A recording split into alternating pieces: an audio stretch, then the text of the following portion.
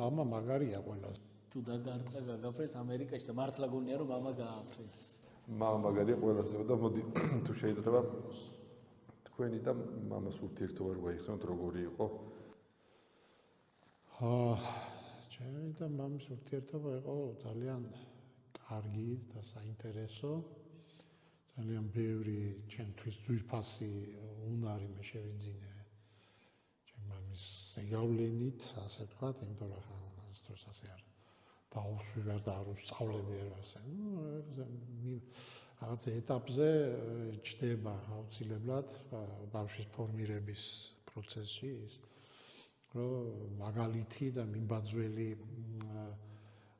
ტიპის ქცევა და პირველ რიგში პროექცირდება ეს მშობელზე მაგალითად აი აბსოლუტურად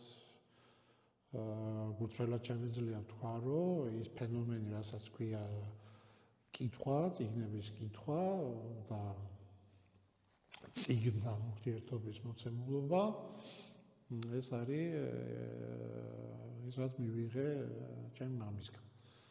18 წელს ვიყავი, როცა ჩემი გარდაიცვალა და ძალიან დიდი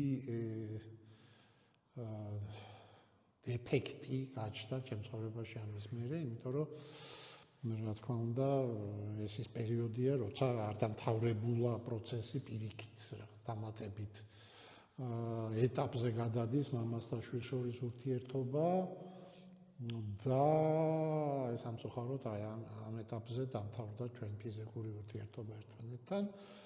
თუმცა აი ეს მოცემულობა მახსოვს მაგალითად მამა საკმაოდ ისე პასუხგებს აღერთ თანამდებობებზე მუშაობდა ყოველთვის, მაგრამ მახსოვს ნამდვილად როგორ უსმენდა მაშინ დაფარულ რადიო ამერიკის ხმას და რადიო თავისუფლებას ის ჯინგლი ახლაც მახსოვს, იმიტომ რომ ხანდახან 5 საათზე გამღვიძებია ხოლმე და მე ვთქვი რა ისმის რადიოში და მე აღმოვაჩინე რომ იყო თავისუფლების ჯინგლი, რადიო თავისუფლების ჯინგლი. აბსოლუტურად ღიად როცა უკვე მე მოვიზარდე და ერთად დავიწყეთ რაღაც ფეხბურთის ყურება და ასე შემდეგ ჩვენი პოზიცია იყო ყოველთვის